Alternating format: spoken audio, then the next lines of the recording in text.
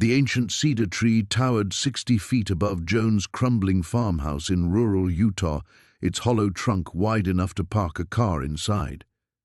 For 3 months since inheriting her great-aunt's property, Joan had avoided the eerie giant that dominated her backyard like a wooden fortress. But with eviction papers on her kitchen table and her 2 young children asking why the heat was turned off, she had no choice but to explore every inch of her inheritance. What Joan didn't know was that her great-aunt Miriam had been more than just an eccentric recluse. She'd been the keeper of a family secret spanning 4 generations. As Joan's flashlight beam penetrated the cedar's hollow interior that moonless October night, she discovered hand-carved symbols covering the inner walls and a hidden chamber sealed behind what looked like ordinary bark. Inside that chamber lay documents that would either save her family or destroy everything she thought she knew about her Mormon heritage. But why had Aunt Miriam left behind warnings about the Watchers in her final letter? Joan pulled her worn jacket tighter against the October chill and gripped the heavy flashlight with trembling fingers. The beam danced across her kitchen counter, illuminating the stack of unpaid bills beside Miriam's cryptic letter. Final notice, past due, eviction. Each envelope felt like another nail in the coffin of her carefully constructed life. She'd moved to this remote Utah valley 3 years ago after her divorce, seeking refuge in the Mormon community where she'd grown up. The plan had been simple: raise her children in peace, rebuild their lives away from the chaos that had consumed her marriage. But single motherhood had proven more expensive than her part-time job at the local library could support. The inheritance had seemed like divine intervention. Great-aunt Miriam, whom Joan barely remembered from childhood family reunions, had left her the entire 40-acre property. Joan had sold her cramped apartment in Salt Lake City and moved in immediately, dreaming of fresh starts and financial stability. Those dreams had crumbled fast. The farmhouse needed extensive repairs, the well pump had died last month, and now the propane company refused to deliver until she paid the outstanding balance. 8-year-old Emma and 6-year-old Tyler had spent the last week sleeping in her bed, huddled under every blanket they owned. Joan stepped onto the back porch, her boots creaking against the weathered planks. The cedar tree loomed before her like a monument to her own helplessness. She'd walked around it dozens of times, always finding excuses to turn back. Something about its presence unsettled her, the way shadows seemed to gather around its base, even in daylight, the strange silence that fell whenever she approached. But tonight, desperation overruled fear. The opening to the hollow trunk yawned before her, easily 8 feet tall and nearly as wide. Joan had never seen anything like it. The tree appeared to be naturally hollow, its interior walls smooth and dry, despite decades of Utah weather. She aimed her flashlight inside and gasped. The beam revealed an intricate pattern of symbols carved deep into the wood. They spiraled upward along the curved walls, disappearing into darkness above. Joan recognized some shapes from her Sunday school lessons: pioneer handcart wheels, temple spires, even what looked like the angel Moroni. But others seemed older, more mysterious, symbols that reminded her of Native American petroglyphs she'd seen in museums. She stepped inside, her footsteps echoing strangely in the enclosed space. The air smelled of cedar and something else, old paper perhaps, or dried flowers. The carved symbols seemed to tell a story, but Joan couldn't decipher their meaning. Near the back wall, her light caught something unusual. While most of the interior bark looked ancient and weathered, one section appeared newer, almost deliberately placed. Joan ran her fingers along the edges and felt them give slightly under pressure. The bark panels swung inward on hidden hinges. Joan's heart hammered as her flashlight revealed a small chamber behind the false wall. Inside sat an ornate wooden box, its surface polished smooth by countless hands. Beside it lay a leather portfolio tied with faded ribbon. With shaking hands, Joan lifted the portfolio and untied the ribbon. The leather fell open to reveal dozens of documents, maps, letters, what looked like survey records. The top sheet bore an official seal and a date that made her stomach lurch, 1847. The year the Mormon pioneers arrived in Utah. Joan's flashlight beam trembled across the page as she read land deeds, mining claims, references to something called the Zion Cache. At the bottom of the first document, she found a signature that stopped her cold, Ezra Hartwell. Hartwell was her maiden name, her great-great-grandfather's name. A branch snapped somewhere in the darkness beyond the cedar tree.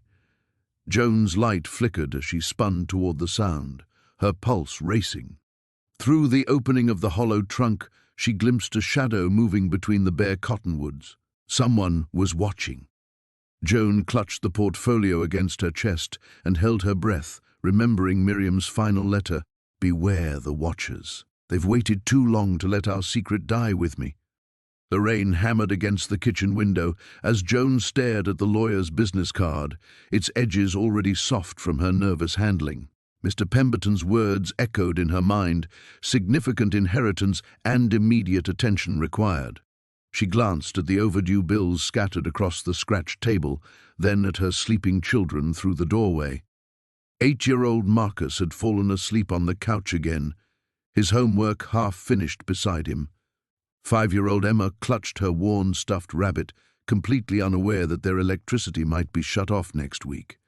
Joan's chest tightened. Whatever Great-Aunt Cordelia had left her, it had to be enough to change things. It had to be. The next morning brought no relief from the November gloom.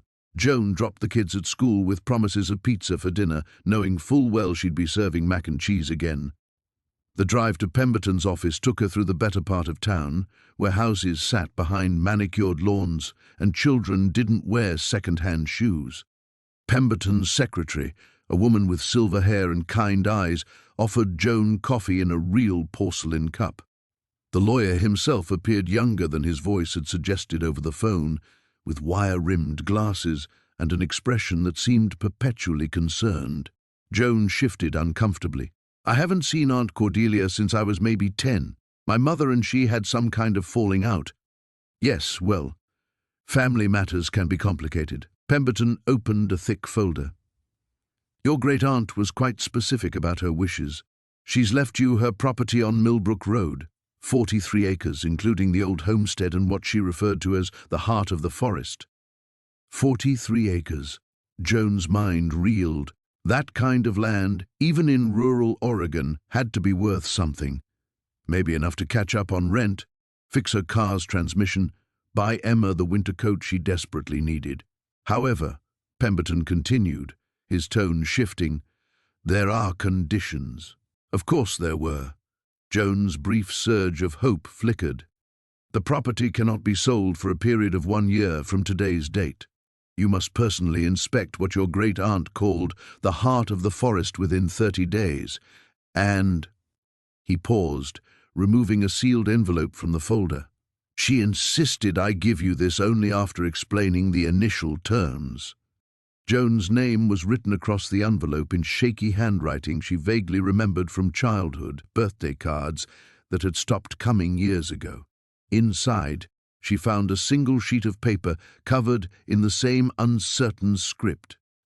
"Dearest Joan, if you're reading this, then the family burden passes to you. I've carried it alone for 67 years, and I'm tired. The others think the old stories died with your great-grandfather, but some secrets refuse to stay buried. In the heart of the forest stands a cedar older than memory. Our family has been its guardians for 5 generations. What lies within will either save you or destroy you. That choice has always been ours to make. Trust no one completely, but trust the tree entirely. When you find what waits inside, remember that some treasures exact a price. The key is where the morning sun first touches the bark. Your loving great-aunt, Cordelia." Joan read the letter twice, her confusion deepening with each word. Guardian, treasures. It sounded like the ramblings of an old woman who'd spent too many years alone in the woods. "Mr. Pemberton, what exactly is the heart of the forest?" The lawyer removed his glasses and cleaned them carefully. I visited the property once about 15 years ago to update some legal documents. There's a massive cedar tree, quite remarkable actually. Hollow, if I remember correctly. Your great-aunt was very protective of it. A hollow tree. Joan tried to imagine what kind of treasure could be hidden in an old tree. Maybe her great-aunt had been one of those eccentric elderly people who hoarded cash in coffee cans and mattresses.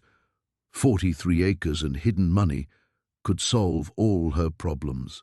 What happens if I don't meet the conditions? The property reverts to the state and the inheritance is void. Joan folded the letter carefully. Outside, the rain had stopped, and weak sunlight filtered through the office windows. She thought of Marcus asking why they'd moved 3 times in 2 years, of Emma wearing shoes held together with duct tape, of her own exhaustion from working double shifts just to stay barely afloat. I'll need directions to the property. Pemberton smiled for the first time since she'd arrived. I thought you might. Your great-aunt said you had the family courage. He handed her a manila envelope. Maps, property deed, and the keys to the house. Be careful out there, Mrs. Mitchell. The woods can be unpredictable this time of year. Joan clutched the envelope against her chest, feeling its weight like a promise.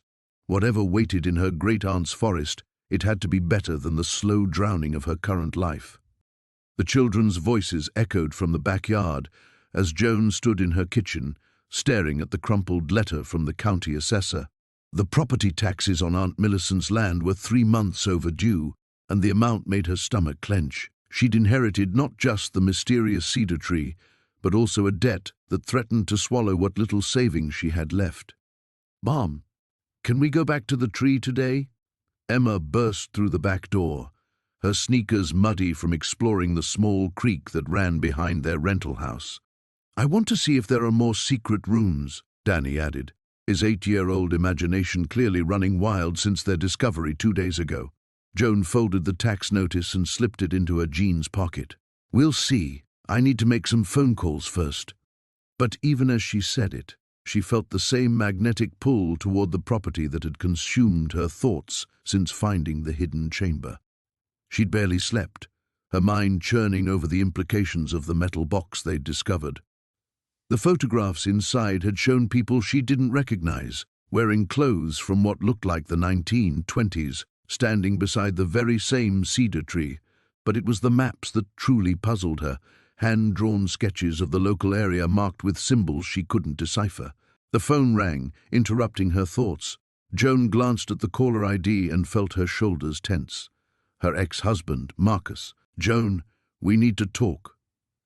His voice carried that familiar edge of impatience that had worn her down during their marriage. If this is about the support payments, it's about the kids. I heard you inherited some property. Maybe it's time to reconsider our custody arrangement. Joan's grip tightened on the phone. What are you talking about? Emma mentioned some big adventure you took them on. An old tree with secret rooms. Sounds like you're putting them in potentially dangerous situations. Heat flashed through Joan's chest. Marcus had barely seen the children in 6 months, yet he felt entitled to judge her parenting. They're perfectly safe with me. Look, I'm just saying, if you're struggling financially, and now you're dragging them to some decrepit property. Joan hung up before he could finish. Her hands shook as she set the phone down. Marcus always had a talent for finding her weakest moments, probing like a predator sensing vulnerability, but his call had inadvertently strengthened her resolve. Whatever secrets Aunt Millicent had left behind, Joan wasn't going to let fear stop her from uncovering them. An hour later, she found herself parked beside the cedar tree again, watching Emma and Danny race toward its massive trunk. The afternoon sun filtered through the canopy, casting dappled shadows across the forest floor. Joan had brought a better flashlight this time, along with a crowbar she'd borrowed from her neighbor. Inside the chamber, the air felt cooler than before, almost reverent. Joan carefully removed the metal box and set it on the wooden surface that served as a primitive shelf. This time, she examined each item methodically. The photographs showed the same group of people in different poses and seasons. One image caught her attention, a woman with Joan's dark hair and determined expression, standing protectively in front of the cedar tree's entrance. On the back, someone had written, Sarah Whitmore, 1923, Whitmore Jones' maiden name. Her pulse quickened as she shuffled through more photos. There were images of men in suits looking menacing, standing beside old automobiles. Pictures of the same woman, Sarah, with what appeared to be bundles of cash. And strangest of all, photographs of the tree's interior, but from angles that suggested the chamber had once been much larger. "Mom, look at this!" Emma's voice carried from outside the tree. Joan quickly secured the box and crawled out to find Emma pointing at something carved into the cedar's outer bark. What Joan had initially dismissed as natural scarring was actually a series of deliberate marks, symbols that matched those on the maps. "It's like a code," Emma said, tracing the marks with her finger. Danny appeared from the other side of the massive trunk, his face flushed with excitement. "There are more marks over here. They go all the way around." Joan followed him, her amazement growing as she realized the symbols formed a complete ring around the tree's circumference. Whatever Aunt Millicent had been protecting, it was far more elaborate than a simple hiding place. As the late afternoon light began to fade, Joan made a decision that felt both terrifying and inevitable. She would return tomorrow with proper equipment and more time. The tax debt, Marcus's threats, the whispers she'd begun hearing around town about her inheritance, none of it mattered compared to the mystery that was finally beginning to reveal itself. Walking back to the car with her children chattering excitedly beside her, Joan didn't notice the dark sedan that had been parked down the road, or how its engine started just as theirs did. The morning brought a fierce determination that surprised even Joan herself. She'd barely slept, her mind churning with questions about the tree, the chamber, and what other secrets her great-aunt might have left behind. After dropping the kids at school, with promises of pizza for dinner to make up for last night's chaos, she drove straight to the local library. The Henderson Public Library smelled of old books and dust, exactly as Joan remembered from her childhood. Mrs. Chen, the elderly librarian who'd been there since Joan was Emma's age, looked up with curious eyes as Joan approached the reference desk. "Joan Morrison? My goodness, I haven't seen you in years. How can I help you, dear?" "I need to research my family history, specifically my great-aunt Millicent Ashford, and anything about the old Ashford property on Maple Ridge." Mrs. Chen's expression shifted, a flicker of something Joan couldn't quite identify crossing her weathered features. "The Ashford place? Now that's a name I haven't heard in some time. Let me see what we have in the local history collection." The Ashford family had been prominent in Henderson since the 1890s, made wealthy through lumber and shipping, but in 1923, everything changed. Joan's great-great-grandfather, Theodore Ashford, had been accused of embezzling funds from the town's emergency relief fund during a particularly harsh winter. The accusations had never been proven, but the scandal had destroyed the family's reputation. More disturbing were the newspaper reports from that same year. 3 men had gone missing over the course of 6 months, all of them vocal accusers of Theodore Ashford. The cases were never solved, and eventually the investigation went cold. Joan's hands trembled as she read a faded article dated December 1923, "Ashford family flees Henderson under cover of darkness." According to the report, Theodore had vanished along with his wife and children, leaving behind only his sister Millicent, then barely 18 years old. "Finding what you're looking for?" Mrs. Chen's voice made Joan jump. "I'm not sure," Joan admitted. "Mrs. Chen, you've lived here your whole life. What do you remember about the Ashford family?" The librarian glanced around and pulled up a chair beside Joan. "My grandmother used to tell stories," she said quietly. "About the winter of 1923, people were desperate, starving. The relief fund was supposed to help, but the money disappeared. Some folks said Theodore Ashford took it, but my grandmother never believed that." What did she believe? That someone used Theodore as a scapegoat, that the real thief was still walking free while the Ashford family paid the price. Mrs. Chen leaned closer. "She also said those 3 men who disappeared? They weren't just accusers. They were the ones who'd been pressuring Theodore the hardest, demanding he confess to something he didn't do. Joan felt a chill run down her spine. "You think they were killed?" "I think," Mrs. Chen said carefully, "that sometimes the truth gets buried along with the people who know it. Your great-aunt Millicent lived with that burden her whole life. Maybe that's why she never married, never had children of her own. She was protecting something."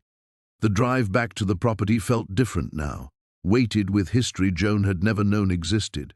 She parked beside the massive cedar and stared up at its ancient branches, wondering what secrets lay hidden in that chamber she'd barely explored. Her phone buzzed with a text from Danny: "Soccer practice until 5. Emma has art club until 4:30. Love you, Mom." At least she had time to investigate properly. This time, Joan came prepared with a proper flashlight, work gloves, and a crowbar she'd borrowed from her neighbor.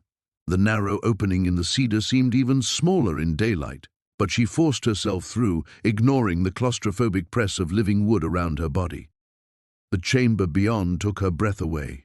In the harsh LED light, she could see it was larger than she'd realized, perhaps 8 feet in diameter, with smooth walls that showed careful craftsmanship.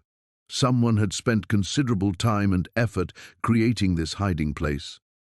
But it was what lined the walls that made her heart race. Built-in shelves held dozens of leather-bound journals, their spines marked with dates going back over a century. In the center of the space sat a heavy wooden chest, its brass fittings green with age. Joan approached the chest with trembling hands. It wasn't locked, though the hinges protested with a groan that seemed to echo through the hollow tree. Inside, wrapped in oiled canvas, lay stacks of documents, photographs, and what appeared to be account ledgers. The top document made her breath catch. In her great-aunt's spidery handwriting were the words, "For my dear Joan, the truth the town of Henderson tried to bury, and the proof that will clear our family's name. But beware, some people will kill to keep these secrets hidden. They killed before, they will kill again." Joan's hands trembled as she folded the brittle letter and slipped it back into the leather portfolio. The morning sun filtered through the kitchen window, casting long shadows across the table where she'd spread Great-Aunt Millicent's cryptic inheritance. Emma and David had already left for school, their backpacks stuffed with the free lunch forms Joan had finally swallowed her pride to complete. The words from the letter echoed in her mind. The heart of the cedar holds what was taken, what was lost, what was promised. It read like the ramblings of an eccentric old woman, but something about the careful script and deliberate word choice suggested deeper meaning. Millicent had always been odd, but never incoherent. Joan pulled up the property records on her laptop, squinting at the pixelated survey map. The cedar tree sat on 12 acres of seemingly worthless woodland in the Blue Ridge foothills, 3 hours from her cramped apartment. She'd driven past the area once as a teenager, remembered nothing but dense forest and winding mountain roads that made her carsick. Her phone buzzed with a text from her landlord. "Rent is 5 days late. Need payment by Friday, or we discuss other arrangements." But the letter suggested something else entirely, something hidden. Joan had never put much stock in family legends, but Millicent's side of the family had always whispered about Confederate gold, Union payrolls, and fortunes lost during the Civil War. Typical Southern mythology, she'd assumed. Every old family claimed some buried treasure or lost inheritance. Her practical mother had dismissed such stories as nonsense born of pride and poverty. Yet here was Millicent, speaking from beyond the grave about hearts and secrets and promises. The laptop screen flickered to a real estate forum where someone had posted about the area. "Old-growth forest," one commenter noted. "Some of those cedars are massive, hundreds of years old. Shame when developers get hold of them." Developers. Joan's pulse quickened as she scrolled through more posts. A resort company had been quietly buying up mountain land, assembling parcels for a planned luxury development. The prices they were paying exceeded assessed values by significant margins. She grabbed her phone and dialed the number from one of the posts. "Mountain Vista Development. This is Rebecca. Hi, I own some woodland property in the Blue Ridge area, near Copper Creek." I understand you might be interested in purchasing land there. A pause. Can you give me the parcel number? Joan read off the information from the tax records. She heard rapid typing, then a sharp intake of breath. Ma'am, can you hold, please? The hold music droned for several minutes before a man's voice came on the line. Mrs. Caldwell? This is Michael Harrison, Senior Acquisitions. I understand you own the Millicent Webb property? That's right. She was my great-aunt. We've been hoping to speak with someone about that parcel. It's actually a key piece of our development puzzle. The tree that sits on your property is something of a landmark. We'd be prepared to make a very generous offer. Joan's grip tightened on the phone. How generous? Would $50,000 be acceptable? The number hit her like cold water. $50,000 for 12 acres of nothing? For a tree? I'd need to think about it. Of course. But Mrs. Caldwell, I should mention that time is somewhat of a factor. We're hoping to begin the development process soon, and your property is the final piece we need to move forward. Perhaps we could meet this week. Joan's mind raced. $50,000 would solve everything. Rent, bills, maybe even a small house with a yard where Emma and David could play. But Harrison's eagerness felt wrong somehow, like desperation disguised as generosity. I'll need to see the property first, she heard herself saying. I haven't been out there yet. Certainly. Though I should warn you, it's quite remote. The access road is barely passable. Are you sure you wouldn't prefer to simply review our paperwork and— No, Joan said firmly. I want to see it first. After hanging up, she sat in the sudden silence of her kitchen, pulse hammering. $50,000 for a tree that Millicent claimed held secrets, a tree that developers desperately wanted but seemed eager to keep her away from. Joan looked at the eviction notice again, then at the leather portfolio with its cryptic letter. Tomorrow was Saturday. The kids could stay with her neighbor, Mrs. Chen. It was time to visit the Cedar. The morning sun filtered through the kitchen curtains as Joan sat at her computer, the laptop screen casting a pale glow across her face. She'd been up since 5, researching everything she could find about Aunt Millicent's past while the children slept. Coffee had long gone cold in the mug beside her, forgotten in her growing obsession with the mystery hidden in the cedar tree. Sarah Blackwood's name appeared in dozens of historical documents from the 1920s. Newspaper clippings described her as a woman of means who had mysteriously vanished from Seattle society in 1923, leaving behind whispers of scandal and a substantial fortune that was never found. The official story claimed she'd died in a boating accident, but Joan found several articles questioning that narrative, suggesting Sarah had simply disappeared. "Mom?" Tommy's sleepy voice made her jump. He stood in the doorway wearing dinosaur pajamas, his hair sticking up at impossible angles. "Why are you up so early?" "Just couldn't sleep, honey." Joan minimized the browser window and pulled him onto her lap. "Bad dreams again? Want me to make pancakes?" she offered, though they both knew there wasn't enough syrup left for more than a drizzle. "Can we go see the tree again instead?" Joan hesitated. Part of her wanted to rush back to that hidden chamber to examine every inch for more clues about Sarah Blackwood and the treasure the map promised. But another part, the protective mother part, wanted to board up that opening and pretend she'd never found it, maybe later. After Emma wakes up, the sound of footsteps on the stairs announced Emma's arrival. At 13, she moved through the house like a ghost lately, barely speaking to Joan except when necessary. This morning was no different as she grabbed a granola bar from the nearly empty pantry. "I'm staying after school for drama club," Emma announced without looking up. "Honey, you know I can't pick you up until 6. I have to work the evening shift at the diner. I'll walk. It's 3 miles and it'll be getting dark." "I said I'll walk." Emma's tone carried the sharp edge of teenage defiance mixed with something deeper, disappointment, that Joan recognized all too well. Emma had stopped believing her mother could fix things. After the children left for school, Joan found herself drawn back to the cedar tree like metal to a magnet. She told herself she just needed to check that the entrance was still concealed, but deep down she knew she was lying.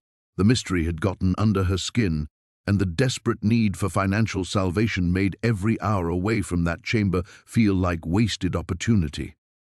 The morning air was crisp, carrying the scent of pine and damp earth. Birds called from the canopy above as Joan made her way through the underbrush, following the path she was already memorizing. The massive cedar stood like a sentinel, its hollow interior darker than the shadows around it. She'd brought a proper flashlight this time, along with a small toolkit and her phone for pictures. The chamber looked exactly as she'd left it. Ancient map still spread across the wooden table, compass beside it like a faithful guardian. In daylight streaming through the entrance, she could see details she'd missed before. The map wasn't just old, it was meticulously hand-drawn, with tiny notations in what appeared to be multiple handwritings. Sarah Blackwood's elegant script dominated, but Joan spotted at least two other sets of handwriting in the margins. One looked startlingly familiar, though she couldn't place where she'd seen it. She photographed everything, then began examining the chamber walls more carefully. Behind a loose piece of bark, she discovered a small leather journal wrapped in oilcloth. Her hands trembled as she opened it, revealing page after page of Sarah Blackwood's diary entries. June 15th, 1923. They're getting closer. I can feel them watching the house, waiting for me to lead them to it. But they underestimate what a woman will do to protect what's hers. The tree will keep the secret safe, just as grandmother's stories promised. June 18th, 1923. Made contact with M today. She's young but fierce. Reminds me of myself at that age. If something happens to me, she'll know what to do. The blood knows. The blood always knows. Joan's breath caught. M. Could that be Millicent? Had her great-aunt been involved in this mystery from the very beginning?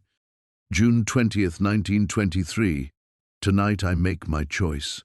They can have Sarah Blackwood. She was never real anyway. But they'll never find what she found. The Cedar will guard it until the time is right, until someone worthy comes seeking answers.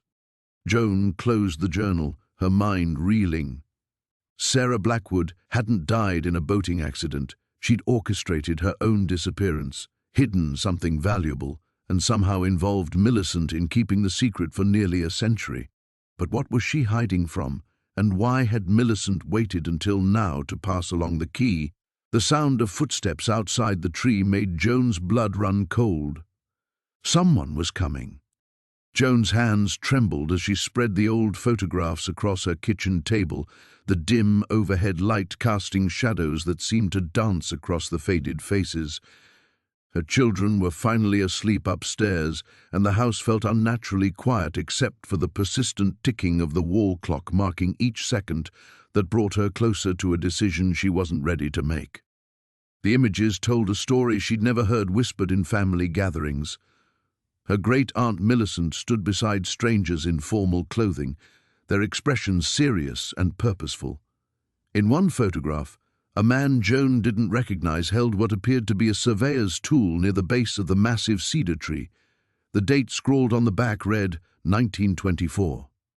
She picked up the leather journal again, her fingers tracing the brittle pages. Millicent's handwriting grew more urgent as the entries progressed, filled with references to the arrangement and protecting what Father entrusted to us. Joan squinted at a passage that made her stomach clench. They came asking questions today. I told them nothing, but I fear they suspect. The burden grows heavier with each passing year. A soft knock at her front door made Joan jump, scattering the photographs. She glanced at the clock, nearly midnight. Through the peephole she saw Marcus standing under her porch light, shifting his weight nervously from foot to foot. "What are you doing here?" she whispered, after opening the door just wide enough to speak. "I couldn't sleep," he said, his voice strained. "Joan, I think we need to talk about what you found. There are things you don't understand about your family's history." Against her better judgment, she let him inside, quickly gathering the photographs before he could see them. But Marcus's eyes had already caught sight of the journal lying open on the table. "Where did you find that?" His face had gone pale. "In the tree with everything else." Joan crossed her arms defensively. "Why? Do you recognize it?" Marcus ran a hand through his greying hair, suddenly looking much older than his 50-something years. My grandfather used to tell stories about the Whitmore family. I always thought they were just local folklore, tales to entertain children. But seeing that journal, he gestured toward the table. Joan, I think your great-aunt was involved in something much bigger than either of us realized. What kind of stories? Joan's voice was barely audible. During Prohibition, this area was a major smuggling route. Alcohol, yes, but other things too. Valuable items that needed to disappear for a while. My grandfather claimed the Whitmore women were part of an underground network that helped people hide assets from the government, from criminals, from anyone who might want to take what wasn't theirs. Joan felt the room spinning slightly. That's impossible. Aunt Millicent was just an old woman who lived alone with her cats. Was she? Marcus stepped closer, his expression grave. Think about it, Joan. A massive hollow tree on isolated property, perfectly positioned between the old railway line and the river. It would have been an ideal hiding spot. The implications crashed over her like cold water. If Marcus was right, then whatever treasure waited in that tree wasn't just her inheritance. It belonged to someone else, someone who might still be looking for it after all these years. Even if that's true, Joan said slowly, it was a century ago. Everyone involved would be dead by now. Not everyone. Marcus pulled out his phone, showing her a news article from the local paper dated just 3 weeks ago. Remember Thomas Kellerman, the man who's been buying up property around here? His family has deep roots in this area too. Very deep roots. Joan read the headline. Local developer continues expansion, cites historical significance of land acquisitions. In the accompanying photo, Kellerman stood beside a vintage car, but it was the building behind him that made Joan's blood run cold. She recognized it from one of Millicent's photographs. He's been systematically purchasing every piece of property mentioned in the old smuggling stories, Marcus continued. Every piece except yours. And now suddenly, after Millicent's death, he's very interested in making you an offer. The weight of the situation settled on Joan's shoulders like a physical burden. She thought about Emma and David sleeping upstairs, about the stack of overdue bills hidden in her desk drawer, about the new life she'd been so close to building for her family. What are you saying I should do? She asked. Marcus was quiet for a long moment, studying her face. I'm saying you need to be very careful who you trust, including me. He moved toward the door, then paused. Joan, whatever you decide about that treasure, don't decide alone, and don't decide quickly. Some secrets have stayed buried for good reasons. After he left, Joan sat in her darkened kitchen, surrounded by the ghosts of family secrets she'd never asked to inherit. Outside, the wind picked up, and she could swear she heard the ancient cedar tree calling her name. The morning light filtered through the kitchen blinds as Joan sat at her laptop, coffee growing cold beside her. She'd been awake since 4, unable to shake the weight of yesterday's revelations. The photographs from the hollow cedar lay spread across the table like puzzle pieces of a past she'd never known existed. Her fingers trembled as she typed Blackwood Mining Company 1923 into the search bar. The results painted a grim picture. Explosions, cave-ins, dozens of workers dead. She scrolled through newspaper archives until one headline made her breath catch. Mine supervisor Harold Winters disappears after safety violations surface. Harold Winters, her great-great-grandfather. The article described a man who'd vanished just days before a grand jury was set to investigate suspicious safety shortcuts that had led to multiple accidents. Workers' families had accused him of prioritizing profits over lives. The investigation had died with his disappearance, but the questions lingered in black and white across her screen. Mom? Sarah's voice startled her from the doorway. You're up early. Joan quickly minimized the browser window, forcing a smile. Couldn't sleep. Thought I'd get some work done. The lie felt bitter on her tongue. She'd been lying to her children too much lately, and each deception added weight to the growing knot in her stomach. Sarah padded to the refrigerator in her pajamas, her 8-year-old face still puffy with sleep. Are we still poor? The question hit like a physical blow. Joan had tried so hard to shield her daughter from their financial struggles, but children noticed everything. The generic cereal, the carefully mended clothes, the way Joan's face tightened when bills arrived. "We're going to be okay, sweetheart," Joan said, meaning it more than she had in months. The inheritance money would arrive soon, enough to stabilize them without touching whatever lay hidden in that chamber. Things are looking up. After the children left for school, Joan drove back to Aunt Cordelia's property. The morning fog clung to the hollow cedar like ghostly fingers, and she shivered as she approached the entrance. Detective Morrison's business card crinkled in her pocket. She'd been carrying it everywhere, torn between calling him and burning it. Inside the chamber, she studied the documents again with new eyes. Her ancestors' careful handwriting, detailed payments to silence families, bribes to inspectors, and most damning of all, a map marking unstable areas of the mine that were never evacuated before the final disaster. Among the papers, she found a letter dated 3 days before Harold's disappearance. The handwriting was shakier, desperate. "The guilt eats at me. 23 men dead because I told them those tunnels were safe. I took the money, said nothing about the gas pockets, the rotten supports. Their blood is on my hands. I've gathered what I can, not just my share, but compensation for the families. If I can't face them in life, perhaps this can speak for me in death." Joan's hands shook as she read. The man hadn't just stolen and run. He'd tried to make amends, gathering money meant for the victims' families before disappearing forever. The treasure in this chamber wasn't just stolen wealth. It was restitution that had never reached its intended recipients. She thought of the genealogy research she'd done years ago, tracing the families affected by the mining disaster. Many still lived in the area, their descendants struggling just as she had been. The Kowalski family who ran the failing diner downtown. The Hendersons, whose patriarch worked 3 jobs to support his disabled wife. The Morettis, who'd lost their farm to medical debt. The weight of decision pressed down on her shoulders. She could take the money. There had to be millions hidden here somewhere. Her children's college funds.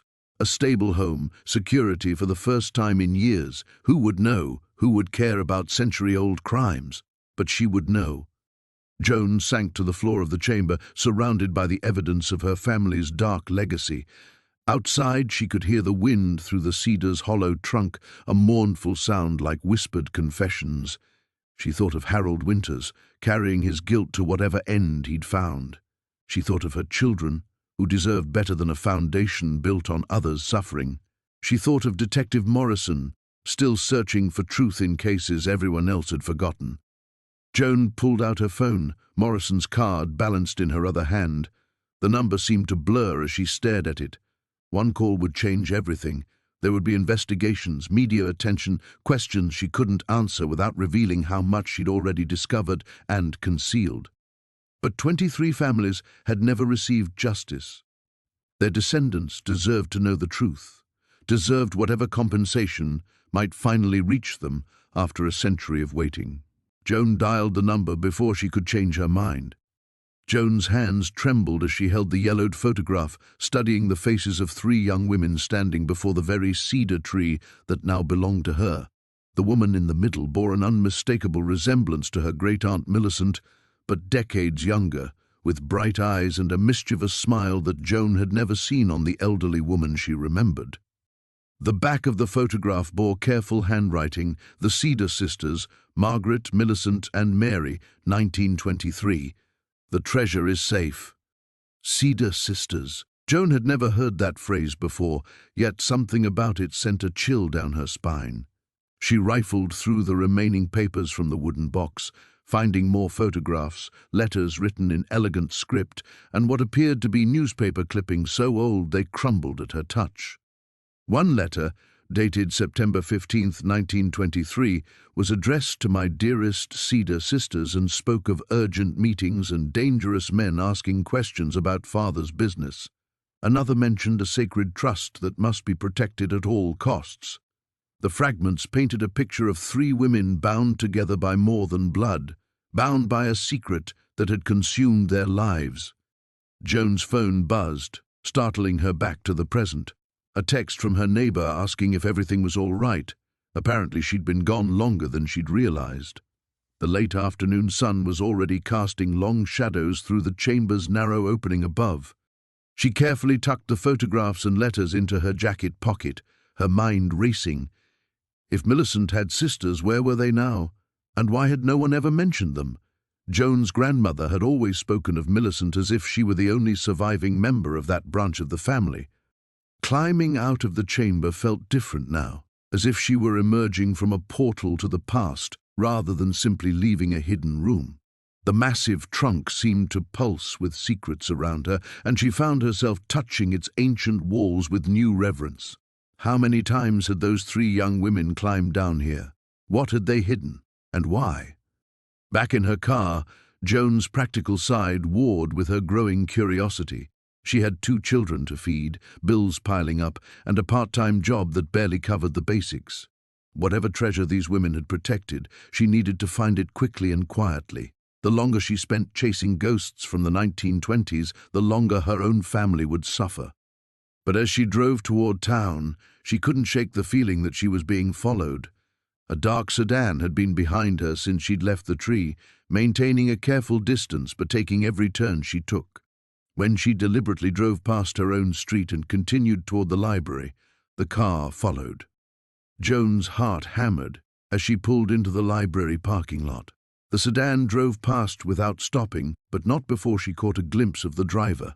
A man in an expensive-looking suit with silver hair and dark sunglasses, the same type of dangerous men the letters had mentioned. Inside the library, Joan tried to calm herself while settling at a computer terminal. Maybe she was being paranoid. Maybe the man was simply heading in the same direction, but the timing felt too coincidental, especially given what she'd just discovered.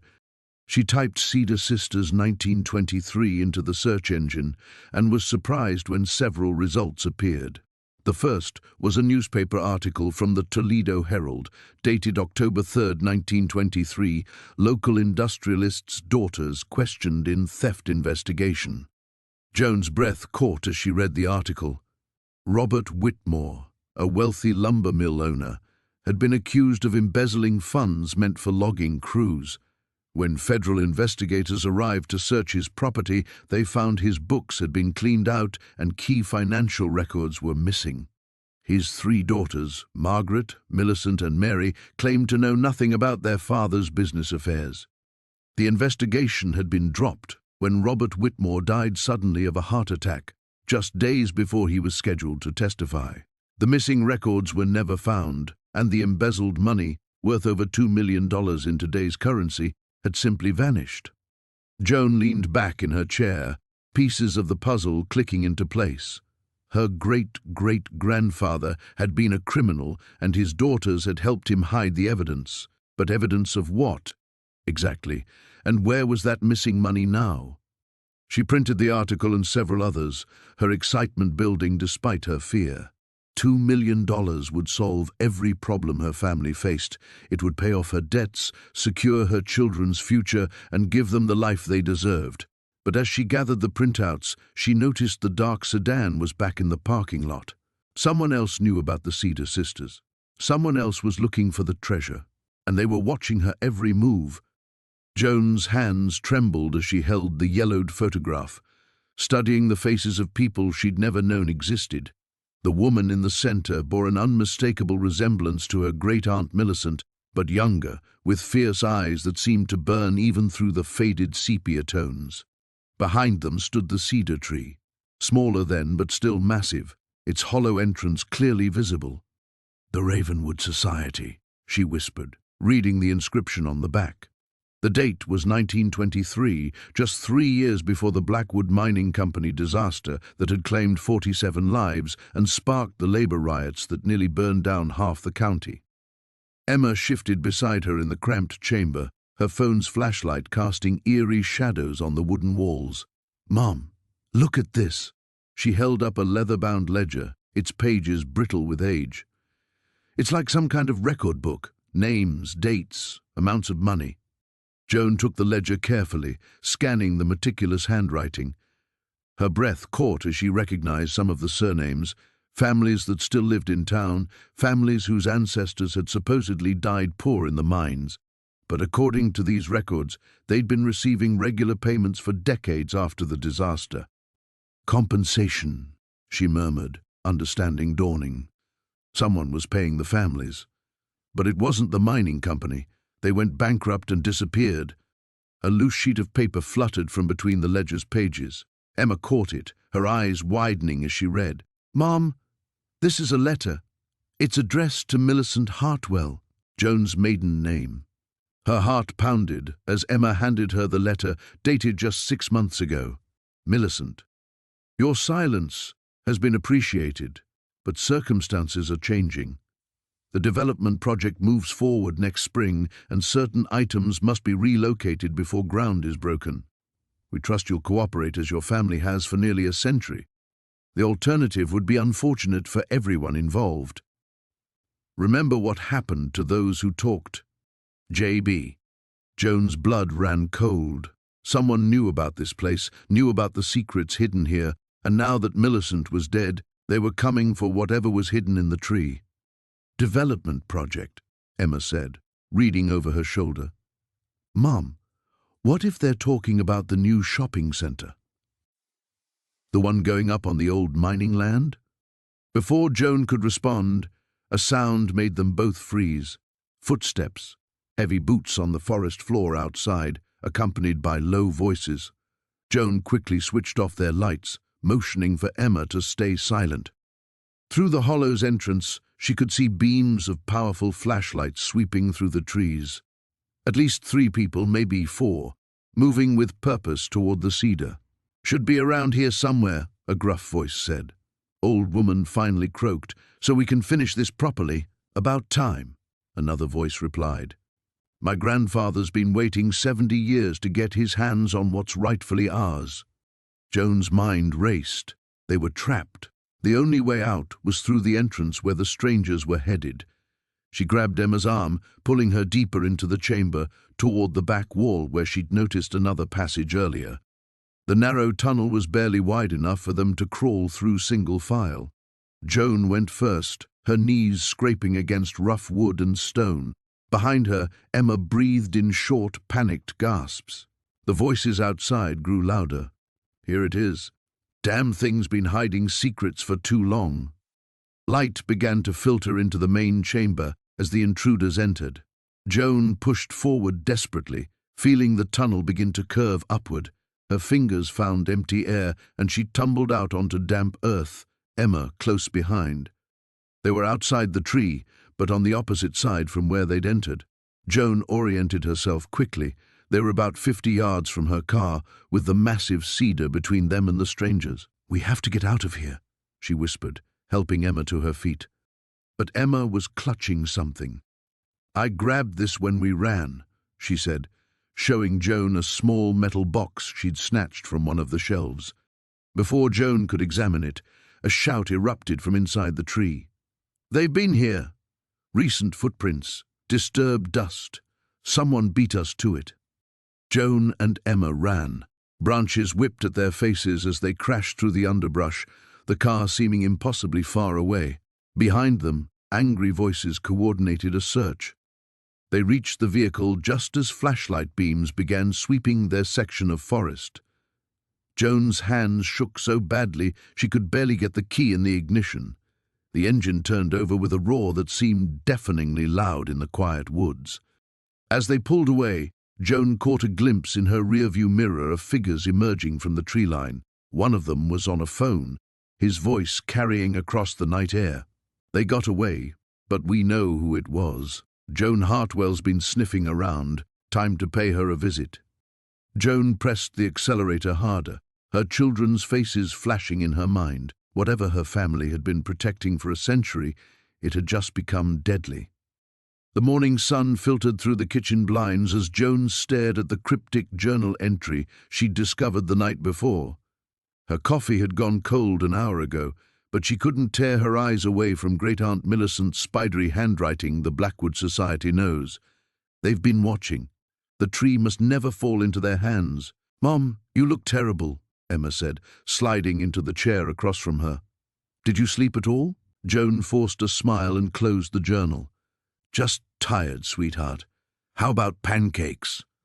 But even as she mixed batter and flipped breakfast, her mind raced. The Blackwood Society, she'd seen that name twice now in Millicent's writings, always accompanied by warnings. Last night's research had yielded nothing concrete, just whispers on genealogy forums about a secretive historical preservation group with ties to old Pacific Northwest families. After dropping the kids at school, Joan drove straight to the town library. The elderly librarian, Mrs. Chen, looked up with knowing eyes as Joan approached the reference desk. "You're looking into your family history, aren't you? I heard about Millicent's passing. She was quite the character. Did you know her well?" Mrs. Chen's expression grew cautious. "Well enough. She came in here often, always researching the same things, mining claims, property deeds, old newspaper articles about the Cascade Logging Company. Said she was writing a family history, but—" She trailed off, glancing around the empty reading room. "But what?" She seemed frightened, especially these last few years. Asked me once if anyone else had been looking into the same records. When I told her yes, she went white as a sheet. Joan's stomach clenched. Who else was researching? A man in an expensive suit. Said he represented a historical society. Very polite, very thorough. He copied everything related to the old logging operations and the Hartwell family claims.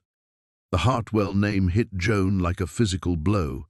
That was her great-grandmother's maiden name, the connection that led to Millicent and ultimately to the cedar tree. Mrs. Chen led her to the microfiche machine and pulled out boxes of archived newspapers. "Start with 1923, she advised quietly. "That's when things got interesting." For 3 hours, Joan scrolled through yellowed pages of the Cascade County Herald. Most articles were routine: church socials, harvest reports, logging accidents. Then she found it, a small item buried on page 4 of the October 15th, 1923 edition. Local woman missing, Mrs. Eleanor Hartwell, 34, disappeared from her homestead last Tuesday. Sheriff's Department reports no signs of struggle.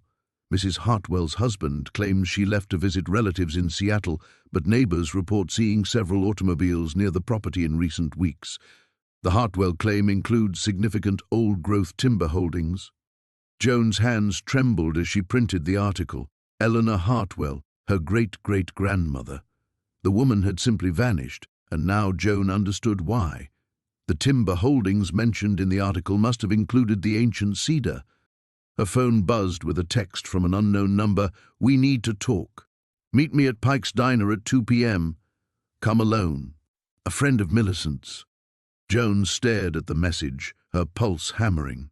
Every instinct screamed danger, but she needed answers. She texted back, "How do I know you're legitimate?" The response came immediately: "Because I know about the chamber and I know about the maps. Millicent trusted me. Now you'll have to decide if you can too."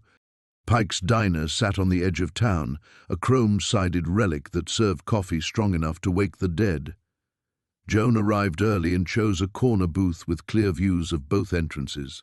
At exactly 2 p.m., a woman in her 60s entered, scanning the room with sharp eyes before approaching Joan's table. "Joan Hartwell?" The woman's voice was low, urgent. "I'm Sarah Brennan. Millicent was my cousin."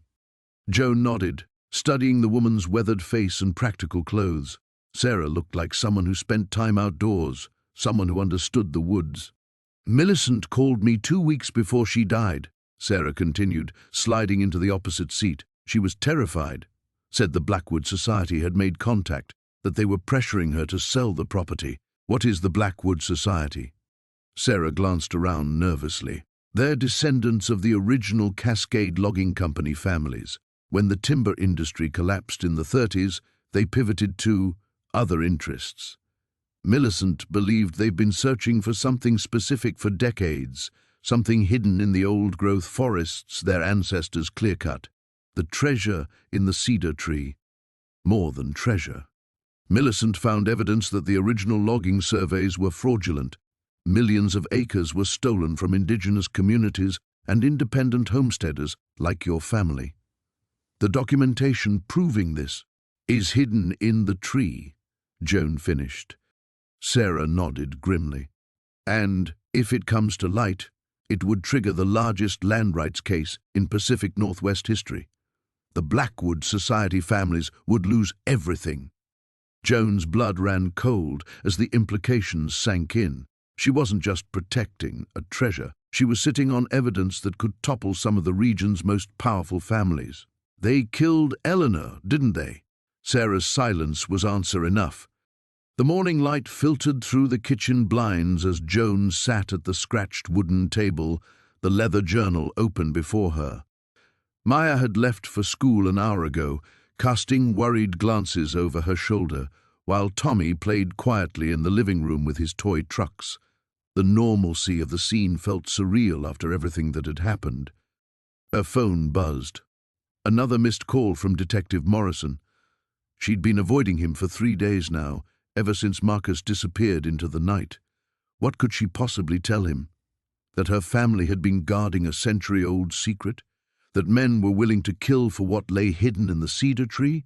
That she'd helped a man she barely trusted escape into the darkness? Joan traced her finger along the faded ink of her great-great-grandmother's handwriting. The journal entries painted a picture of a woman caught between two worlds, the respectable life she'd built and the dangerous legacy she'd inherited. Elena Whitmore had written about sleepless nights, about watching shadows, about the constant fear that someone would discover what the Whitmore women had been protecting. They came again today. Read one entry from 1923. Different men, but the same hunger in their eyes. They speak of rightful ownership, of debts unpaid. But they don't understand.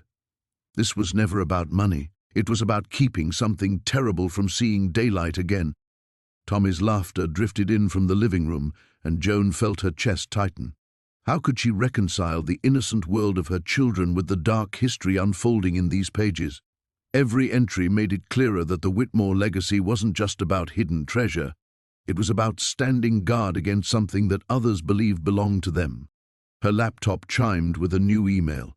Joan's blood went cold when she saw the sender's address was blank, just a string of numbers. The subject line read, "We need to talk." She hesitated before opening it, her finger hovering over the mouse. The message was brief: Cedar Grove Cemetery, Whitmore family plot. 1 hour. Come alone and bring what you found. Joan slammed the laptop shut, her heart hammering. They knew. Whoever had been hunting Marcus, whoever had ransacked her house, they knew she had the journal. But how? She'd been so careful, hadn't told anyone except... Her phone rang, and she nearly jumped out of her skin. Unknown number. Hello? Joan. Marcus's voice was rough, exhausted. Listen carefully. They're watching you. Have been since the night I left. You need to get out of there. Marcus? Where are you? I got an email. I know about the email. It's a trap. They're using you to get to me, but they'll take the journal and eliminate any witnesses. You have to trust me. Joan looked toward the living room where Tommy was making engine noises. I can't just leave. My children, where are they now? Tommy's home. Maya's at school. Good. Pack a bag for both of them. Drive to Maya's school like you're picking her up sick. Then go somewhere public, somewhere safe. Don't go home. This is insane. Joan's voice cracked. I can't live like this, running and hiding. My kids need stability. They need their mother alive. Marcus's tone was sharp. Joan, these people killed my partner. They've killed others. The journal you found, it's not just family history. It's a record of where something is hidden, something worth millions. And it's been accumulating interest for over a century. Joan felt the walls closing in around her. What exactly are we talking about? What did my family hide? A long pause. Gold. Confederate gold that was supposed to disappear after the Civil War. Your ancestors were part of a network that moved it, hid it. But they kept it hidden even from their Confederates. They made themselves the guardians instead of just the custodians. The pieces clicked into place. The cryptic journal entries, the references to rightful ownership, the generations of Whitmore women living in isolation. They hadn't been protecting treasure. They'd been protecting themselves from the people who believed that treasure belonged to them. How much gold are we talking about? Based on historical records, enough to fund a small war or set up several families for generations. Joan's hands trembled as she closed the journal. Outside, a car drove slowly past her house, the driver's face hidden behind sunglasses. It was the third time she'd seen the same vehicle this morning. "Marcus, I'm scared." "I know, but you're stronger than you think. Your whole family line has been preparing for this moment without knowing it. The question is, are you going to run from your legacy, or are you going to face it?" Tommy appeared in the doorway, his face scrunched with concentration. "Mommy, there's a man outside taking pictures of our house." Joan's blood turned to ice. She moved to the window and peered through the blinds. A figure across the street lowered a camera and walked quickly away. "Marcus," she whispered into the phone, "I think it's too late to run." The early morning mist clung to the hollow cedar like ghostly fingers as Joan approached with the metal detector she'd borrowed from her neighbor. Sleep had eluded her completely after finding those coordinates carved into the chamber wall, her mind racing with possibilities and fears in equal measure. Emma and Michael were still asleep when she'd slipped out, leaving a note about an early grocery run. The detector's metallic beeping seemed unnaturally loud in the pre-dawn silence as she swept it across the ground near the tree's massive base. Nothing. She widened her search pattern, working methodically outward in concentric circles. The device remained stubbornly quiet until she reached a spot roughly 30 feet northeast of the cedar. The sharp, insistent beeping made her heart race. Joan knelt and began digging with the small spade she'd brought, her hands trembling as much from anticipation as from the morning chill. 6 inches down, her spade struck something hard and metallic. It was a rusted iron box, no larger than a shoebox, wrapped in what remained of oiled canvas. Joan carefully lifted it from the earth, surprised by its weight. The lock had long since corroded away, and the lid opened with minimal resistance. Inside, nestled in rotted velvet, lay a collection of items that made her breath catch. A leather-bound journal, its pages yellow but intact, several photographs wrapped in waxed paper, and most striking of all, a necklace of unusual design, silver links interspersed with small dark stones that seemed to absorb the weak morning light. Joan opened the journal with careful fingers, squinting at the faded ink in the dim light. The handwriting was different from Aunt Millicent's, more masculine, with bold strokes that spoke of confidence and urgency. "If you're reading this, then Catherine kept her word, and the secret has passed down through our bloodline as planned. My name is Thomas Blackwood, and I was your great-great-grandfather. What follows is the truth they tried to bury." Joan's pulse quickened as she read on, learning of Thomas's work as a surveyor for the railroad company in the 1890s, his discovery of irregularities in land acquisitions, and his growing suspicion that someone was using inside information to buy up valuable properties before the railroad routes were announced publicly. "I gathered evidence of the conspiracy, documents, correspondence, financial records. Men of considerable influence were involved, including Senator Morrison and Judge Caldwell. When I attempted to expose them, they branded me a thief and a murderer. The warrant for my arrest was signed before I could present my case." The photograph showed a tall man with Joan's eyes and stubborn jawline standing beside survey equipment. In one image, he posed with a young woman holding a baby, Catherine, Joan realized, and presumably her great-grandmother. "I've hidden the evidence in 3 locations. This box contains the first clue. The second lies within the cedar where Catherine will wait for me. The third," Thomas's handwriting grew more hurried here, as if he'd been pressed for time. "The third holds the proof that will clear our family name and reveal the location of what they killed for, a fortune in gold coins stolen from a Union Army payroll during the war, buried by Confederate deserters and later claimed by Morrison's grandfather." Joan's hand shook as she turned the page. The next entry was dated a week later. "They're closing in. I can hear the dogs. Catherine has agreed to take our daughter west to safety. She wears my mother's necklace. It will identify her to my brother in California. I pray someday our descendants will finish what I started. The truth must not die with me." The final page contained a crude map of the local area, with several X marks and a series of numbers that looked like another coordinate system. At the bottom, in different ink, someone had written, "T found shot by the river, 1894. Evidence hidden as planned. C." Joan sat back on her heels, overwhelmed by the magnitude of what she'd discovered. Her family wasn't descended from a common criminal, but from a whistleblower who'd died trying to expose corruption. The treasure wasn't just gold, it was vindication for a man wrongfully accused over a century ago. She picked up the necklace, feeling its substantial weight. The stones, she now realized, weren't merely decorative. Each one bore tiny engravings, barely visible to the naked eye. Numbers and symbols that might be yet another layer of Thomas's elaborate hiding system. A car door slammed in the distance, making her jump. Joan quickly packed everything back into the box and covered the hole with dirt and fallen leaves. She needed time to study these new clues properly, but more importantly, she needed to decide what to do with the knowledge. As she hurried back toward the house, box tucked under her arm, Joan couldn't shake the feeling that she was being watched. The mist had begun to lift, revealing the familiar landscape of her childhood, but somehow everything looked different now. Every shadow might hide a secret, every landmark might hold another piece of Thomas Blackwood's dangerous puzzle. The forest felt different as Joan crept through the underbrush, every shadow potentially concealing one of Marcus Holloway's men.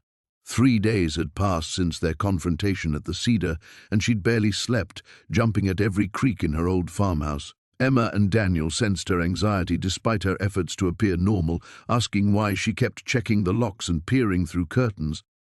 Tonight, she'd left them with Mrs. Chen next door, claiming she needed to run errands. Instead, she was returning to the tree with a desperate plan forming in her mind.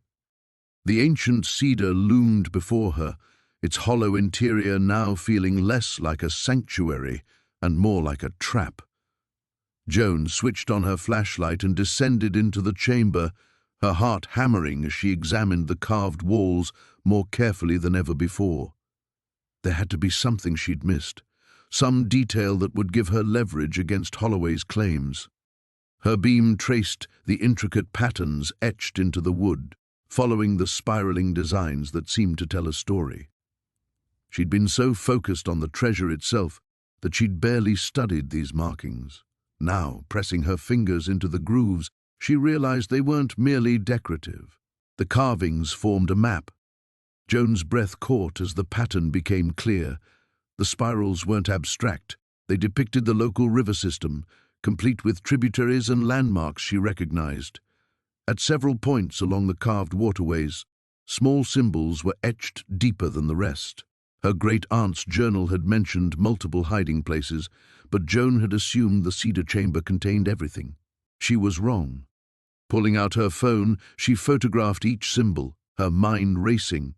If there were other caches, other pieces of evidence about her family's past, then maybe she could find something that would protect her from Holloway's threats. The man clearly knew more about her inheritance than he'd revealed, but his knowledge might not be complete. A branch snapped outside. Joan froze, her flashlight beam wavering. She held her breath, straining to listen. The normal sounds of the forest had gone silent. No rustling leaves, no insect chirps, nothing but an oppressive quiet that made her skin crawl. Another footstep, closer now.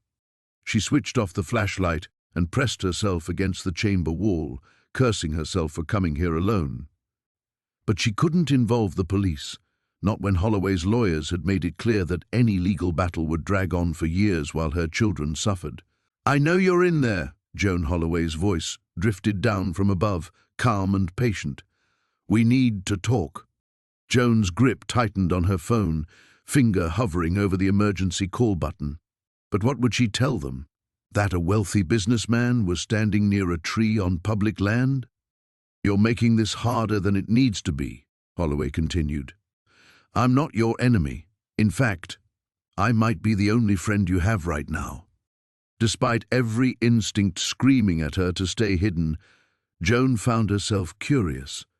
She'd expected him to send his men, not come himself, and there was something different in his tone, less threatening than before.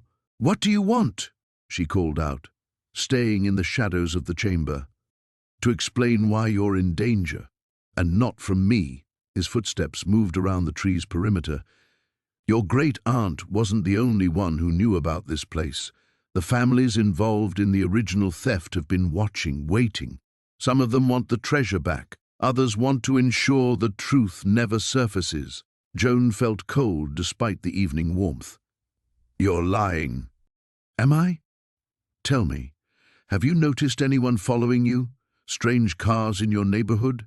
Phone calls that hang up when you answer?" Her blood chilled. There'd been a sedan parked across from the school when she'd picked up Daniel yesterday. She'd seen the same car twice that week, and the hang-up calls had started right after her first visit to the Cedar. "Why should I trust you?" she demanded. "Because I'm offering you a way out that protects your children." Holloway's silhouette appeared at the opening above. "There are people who would rather eliminate complications than negotiate with them. I'm not one of those people." Joan's mind raced through her options. She could try to run, but he'd easily block her exit. She could call for help, but emergency responders would take precious minutes to arrive. Or she could listen to what he had to say and hope she could distinguish truth from manipulation. "I'm coming up," she said finally. She climbed out of the chamber to find Holloway standing alone, his expensive suit somehow still immaculate despite the trek through the woods. His expression was serious but not hostile. "Smart choice," he said. "Now let me tell you about the covenant of silence and why your inheritance is worth killing for." The flashlight beam trembled in Joan's hand as she descended the hidden staircase beneath the tree's chamber. Each step carried her deeper into earth that smelled of centuries-old secrets and damp stone. Behind her, Marcus's breathing echoed in the narrow passage, while ahead, only darkness waited. "The map showed 3 more turns," she whispered, her voice barely audible. "Then we should reach the main vault." The walls around them shifted from rough-hewn wood to dressed stone, evidence of construction far older than the tree above. Joan's fingers traced carved symbols as they walked, the same mysterious markings she'd found in Aunt Millicent's journals, now revealed as waypoints in this underground labyrinth. Joan Marcus's hand touched her shoulder. "We need to talk about what happens after we find it." She didn't slow her pace. "After we find what? We still don't know what we're looking for." "The Whitmore collection. Your great-aunt's letters were clear about that much."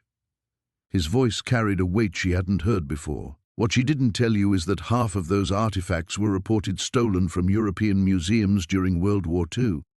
Joan stopped so abruptly that Marcus nearly collided with her. The flashlight beam wavered across stone walls that suddenly felt like they were closing in. "What are you saying?" "I'm saying your family's treasure might be Nazi loot, hidden here by someone who thought they could wait out the war and the investigations." Marcus's archaeologist training showed in his careful, measured tone. "The legal implications alone could what? Destroy my children's future?" Joan's whisper turned sharp. "Everything I've done, every risk I've taken, and you're telling me this might all be stolen goods?" "I'm telling you, we need to be prepared for whatever we find down here." They stood in silence, the weight of possibilities crushing down like the tons of earth above their heads. Joan thought of Emma and Tyler, asleep in Sarah's guest room, trusting that their mother would somehow fix everything. The eviction notice, the mounting bills, the constant fear that had become their normal. "We keep going," she said finally. The passage opened into a circular chamber carved directly from bedrock.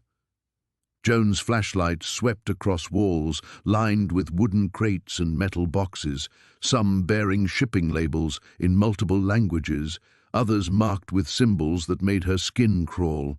But it was the center of the room that stole her breath. A massive oak table held artifacts that seemed to glow in the artificial light. Paintings in ornate frames leaned against its legs.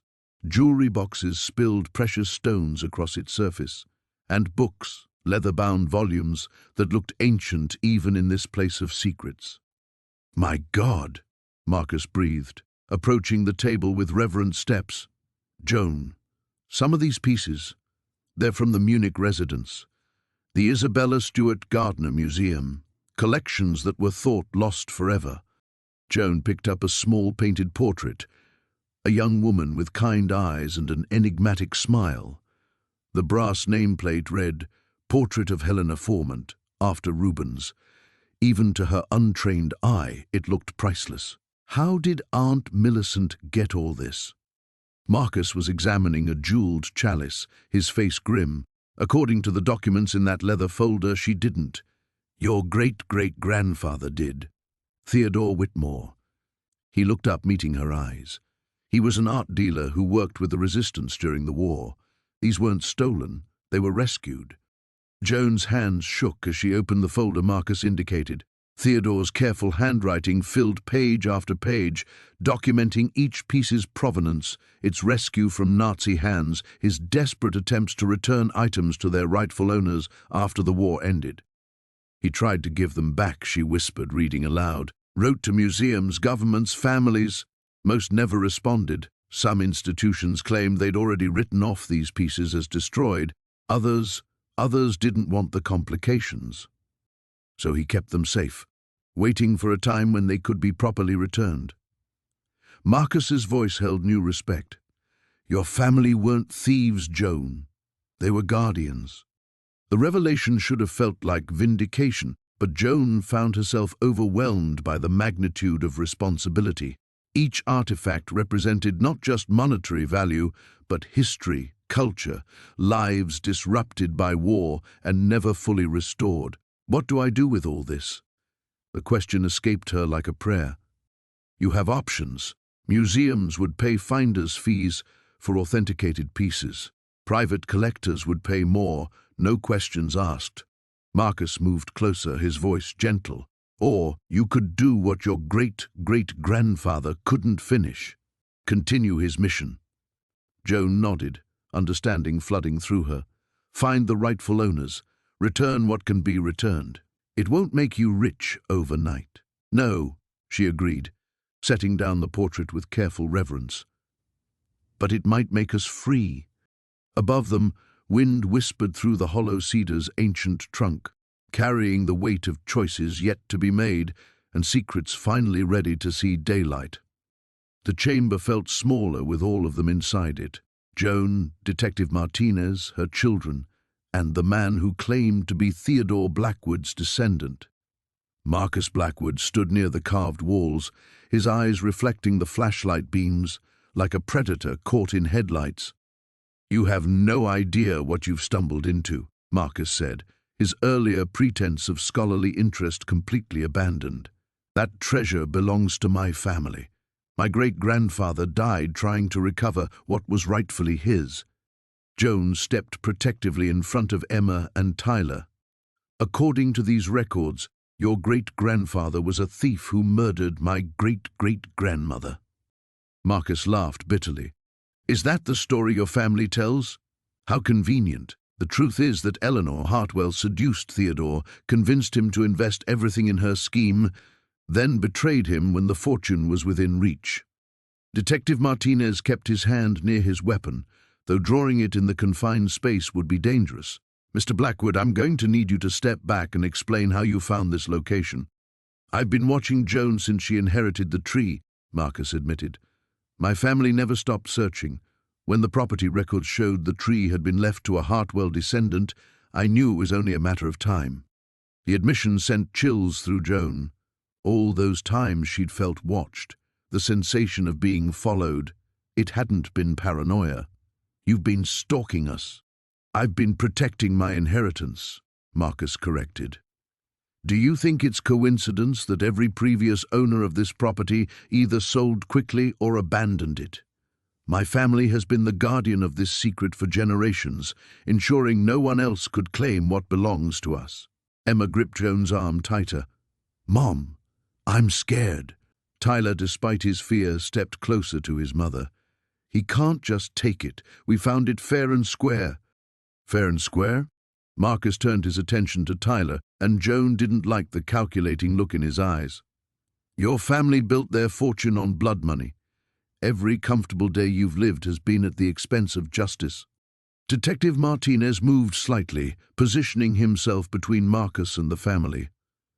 The statute of limitations on any historical crimes has long passed.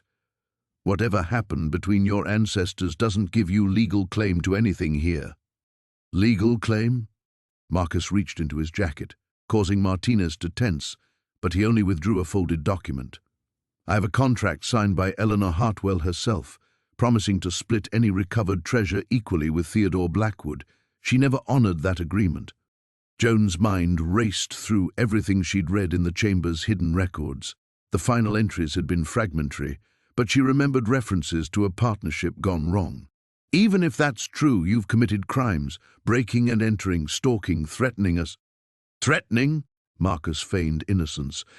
"I've simply been exercising patience, but patience has limits." The temperature in the chamber seemed to drop. Detective Martinez spoke carefully. "Mr. Blackwood, I strongly advise you to cooperate.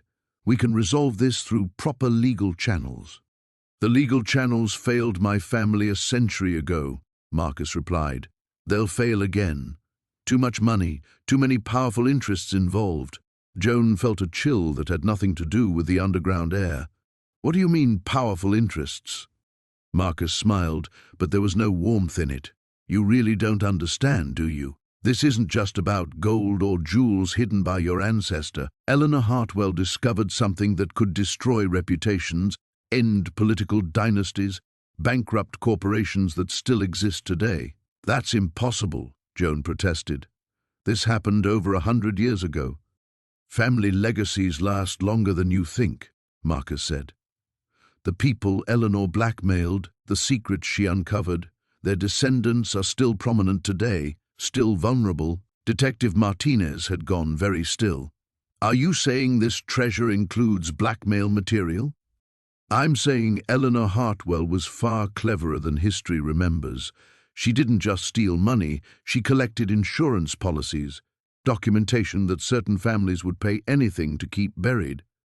The implications hit Joan like a physical blow. No wonder her family had hidden this secret so carefully. No wonder they'd built elaborate defenses and warnings. They weren't just protecting treasure, they were protecting explosive secrets that could reach into the present day. "And you want to use that information," she realized. Marcus's smile widened. "I want justice. For Theodore, for my family, for everyone who suffered because of Eleanor's greed." "That's not justice," Tyler said suddenly, his young voice cutting through the tension. "That's just more hurt." The simple truth of her son's words hit everyone in the chamber. Marcus's expression flickered, revealing something almost human beneath his obsession. Detective Martinez seized the moment. "Mr. Blackwood, you have a choice. We can work together to resolve this properly, or you can continue down a path that ends with federal charges."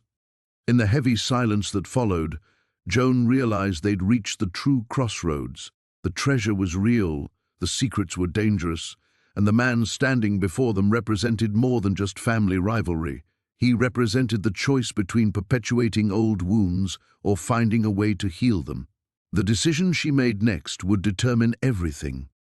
The flashlight beam trembled in Joan's hand as Marcus Whitmore stepped from behind the massive cedar, his silver hair catching the dying afternoon light. Her children pressed closer behind her, Tommy's small fingers clutching her jacket, while Sarah's breathing quickened with fear. "Mrs. Chen." His voice carried the same measured authority she'd heard in his office, but now it felt predatory. "I see you've made your choice." Joan positioned herself protectively in front of the kids, her mind racing through possible escape routes. The trail back to the house felt impossibly far, and Whitmore blocked the most direct path. "What do you want, Marcus?" "What's always been mine by right." His eyes fixed on the leather satchel slung across her shoulder. "My grandfather built the Whitmore fortune on that land. Your family stole it through trickery and buried documents." "Your grandfather lost it gambling," Joan shot back, remembering the yellowed papers she'd found in Aunt Millicent's chamber. "The deed transfers were legitimate." Whitmore's laugh was cold. "Legal technicalities. Do you have any idea what your great-aunt cost my family? generations of wealth reduced to managing other people's money instead of our own empire. He took a step closer. She led me on a 20-year chase, leaving false clues, dead ends. But she couldn't resist one final game, could she? Leaving everything to her naive grandniece, Sarah whispered urgently behind her. "Mom, my phone has one bar. Should I—" "Don't move, sweetheart," Joan murmured, not taking her eyes off Whitmore. She noticed his expensive hiking boots, the way he moved with confidence despite his age. He'd been planning this confrontation. "How long have you been watching us?" "Since you inherited. Did you think I wouldn't notice when you started asking questions about property records? When you visited the Historical Society?" His smile was sharp. "Your aunt was clever, I'll give her that. Hiding the real treasure map in that tree, using the house documents as decoys. But you're not her." Joan's heart hammered as she realized how exposed they were. The chamber's entrance gaped behind them like an open wound in the earth, and Whitmore had positioned himself between them and safety. She thought of the gold coins now weighing down her satchel, enough to change everything for her family, but useless if they couldn't get away. "The children don't need to be involved in this," she said, trying to keep her voice steady. "Let them go back to the house." "I'm afraid not. Too many complications that way." Whitmore reached into his jacket, and Joan's blood froze as she glimpsed metal. "This needs to stay simple. A family hiking accident. Very tragic." Tommy whimpered, and the sound ignited something fierce in Joan's chest. She'd spent months paralyzed by indecision, afraid to take risks, afraid to fail. But watching her son's terror crystallized everything with brutal clarity. "Run," she whispered to the children. "When I say go, run toward the house and don't look back." "Mom, no," Sarah started. "Now!" Joan hurled the flashlight at Whitmore's face and dove sideways, pulling the satchel strap over her head as she rolled. The heavy bag of coins swung like a makeshift weapon, catching him across the shins as he tried to dodge. He stumbled, cursing, and she heard her children crashing through the underbrush behind her. Whitmore recovered faster than she'd hoped. His hand closed around her wrist as she scrambled to her feet, his grip like iron despite his age. "Foolish woman. You're only making this harder on yourself." Joan twisted desperately, remembering the self-defense class she'd taken years ago during her divorce. She drove her elbow back into his ribs, feeling him grunt and loosen his grip just enough for her to break free. The satchel went flying, coins scattering across the forest floor like fallen stars. She ran without looking back, branches tearing at her clothes and hair. Behind her, she could hear Whitmore shouting, his footsteps heavy on the trail. Her lungs burned as she pushed through the darkening woods, following the distant sound of her children's voices. "Mom! Mom! Over here!" Sarah's voice came from somewhere to her left, and Joan veered toward it, praying she wasn't leading Whitmore straight to them. She burst through a screen of low pine branches to find both children huddled behind a fallen log, Sarah clutching her phone with shaking hands. "Did you call?" "Police are coming," Sarah gasped. "I told them someone was trying to hurt us." Joan pulled them both against her, listening for pursuit. The forest had gone eerily quiet, no sound of footsteps or shouting. Either Whitmore had given up, or he was moving more carefully now. "We need to keep moving," she whispered, scanning the shadows between the trees. "Stay close and stay quiet." As they crept through the darkening woods toward home, Joan couldn't shake the image of those gold coins scattered in the dirt, her family's salvation lost in the gathering dark. The morning sun filtered through the cedar's ancient branches as Joan stood at its base, the leather-bound journal heavy in her hands. Sarah and Marcus flanked her, their faces etched with concern as she traced her fingers over Aunt Millicent's final entry one last time. "The choice was never about the gold," she whispered, understanding flooding through her like dawn breaking over water. "It was about breaking the cycle." For generations, the Blackwood family had been trapped by secrets, each keeper of the treasure becoming its prisoner, isolated by the weight of hidden knowledge. Millicent had seen what it did to her father, how it had slowly consumed him until paranoia and greed were all that remained. She'd made her choice to protect the family by protecting the secret, but in doing so, she'd condemned herself to a life of loneliness. Joan looked up at the massive hollow where she'd first discovered the chamber. Inside, the gold coins still glinted in their wooden chest, enough wealth to solve every problem she'd ever faced. College funds for both kids, a new house, security for the rest of their lives. All she had to do was take it and keep quiet, just as every generation before her had done. "Mom?" Tommy's voice was small, uncertain. "What are we going to do?" She knelt down, bringing herself to his eye level. "What do you think we should do?" Her 8-year-old son considered this with the gravity she'd come to expect from him. Aunt Millicent seemed really sad in those letters.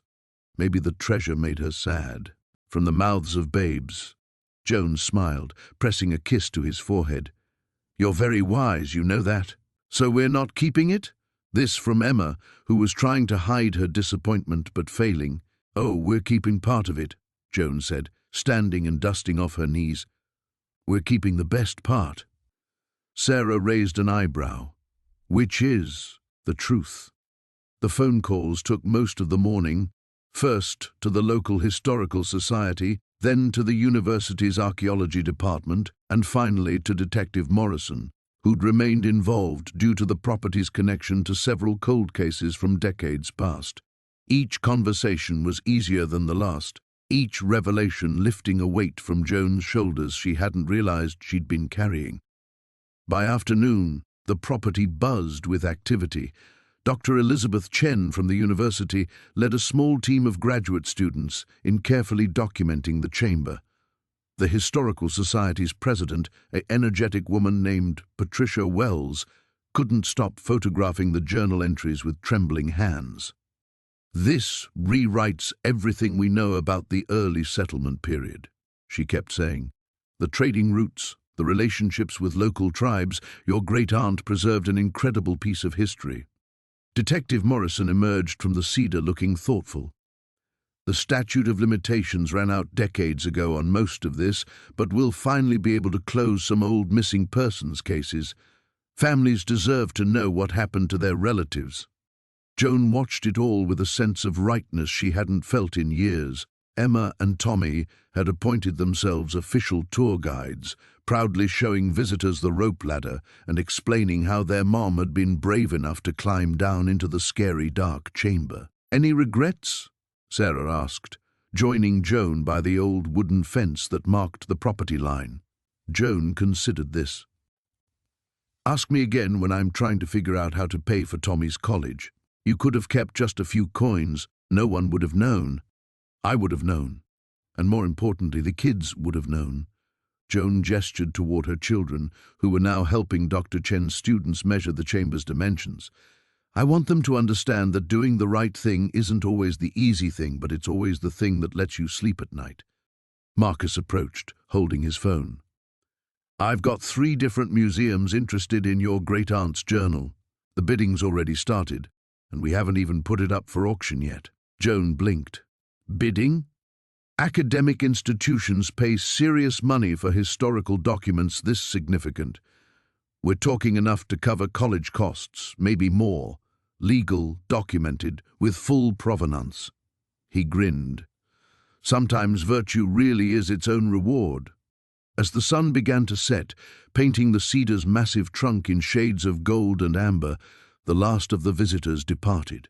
The tree stood quiet once again, but the oppressive weight of secrets had lifted. Joan could feel it in the air itself, lighter somehow, cleaner. Tommy tugged at her sleeve. "Mom, are you sad we gave away the treasure?" She looked down at him, then over at Emma, who was reading one of Millicent's journal entries aloud to Sarah. She thought about the years ahead, still challenging, still uncertain, but no longer shadowed by hidden shame or the burden of lies. "No, sweetheart," she said, pulling both her children close. "We didn't give away the treasure. We found something much better." "What's that?" Joan smiled, watching the first stars appear through the cedar's ancient branches. "Each other, and the truth. Those are the only treasures that really matter."